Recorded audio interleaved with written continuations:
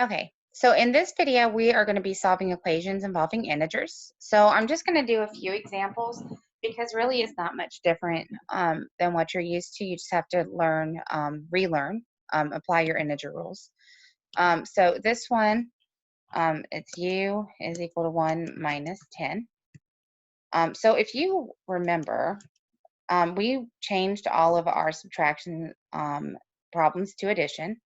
All you have to do is keep the first number, change to addition, and change the sign of the last number. So keep, change, change. You're going to KCC it. So if I do that, okay, so U is going to be equal to, because they are opposite signs, we're going to subtract. So 10 minus 1 is 9. There are more negatives than positives, which makes that a negative 9. So putting the answer in, negative 9 would be the answer. And there's that. All right, on the next problem, we are solving for t. All right, so it says t is equal to 5 minus, and I'm going to put a parentheses around that negative 4. So again, I'm going to use keep, change, change. I'm going to keep the first number, change to addition, change to sign the last number. Okay, keep, change, change. So that is going to give me, that one's easy because they're both positive. That would be 9.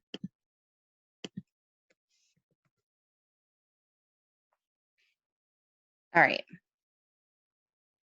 I'm not even going to go over this one because y'all know 7 minus 5 is 2. All right, so this one will involve some opposite operations to solve. So here we have q plus 1 equals 10.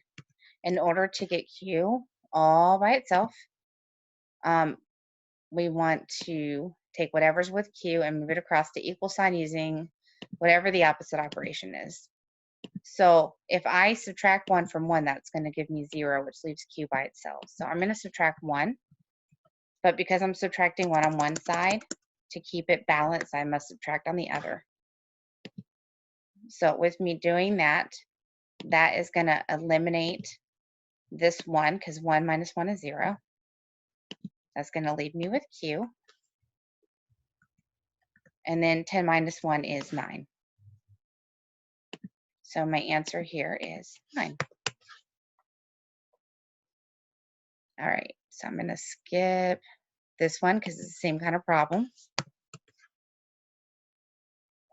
And that one's too easy. All right, let's see if I can find one that's harder. Let's jump a level with that. All right, here we go. So this one involves a different kind of operation. Remember, a number beside a variable is multiplication. In order to solve a multiplication problem, and again, we are trying to get that variable by itself. In order to get this q here by itself, the 4 has to go. So I'm going to divide both sides by 4. So I'm dividing by 4 here, and I'm going to divide by 4 here.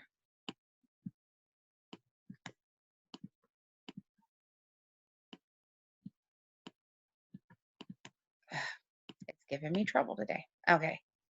And divide by 4 on both sides. So divide by 4 here, divide by 4 here. 4 divided by 4 is going to give me 1, and 1 times q is q. So that leaves q all by itself. And then 16 divided by 4 would give me 4. So that answer would be 4. All right, last one I'm going to do here. It says 3 is equal to p divided by 4. Remember, when we're looking at this fraction bar here, that's the same thing as division. So in order for us to solve a division problem, we have to multiply. So I'm going to multiply both sides times 4. So I'm actually going to draw this one out. So 3 is equal to p divided by 4. I want p by itself, so I'm going to multiply both sides times 4. And that is going to leave the variable all by itself. 4 divided by 4 is 4. Or sorry, 4 divided by 4 is 1, which leaves me with P. And then on the other side of it, I have 4 times 3, which is 12. So that means 12 is going to be what P is equal to. And for us to check that, really, all you would have to do is substitute that 12 right here for the P. And 12 divided by 4 is, in fact, 3. So my answer is 12. Okay. So that's all I'm going to go over in this section for right now. Let me know if you have any other questions, and have a great day. Thanks.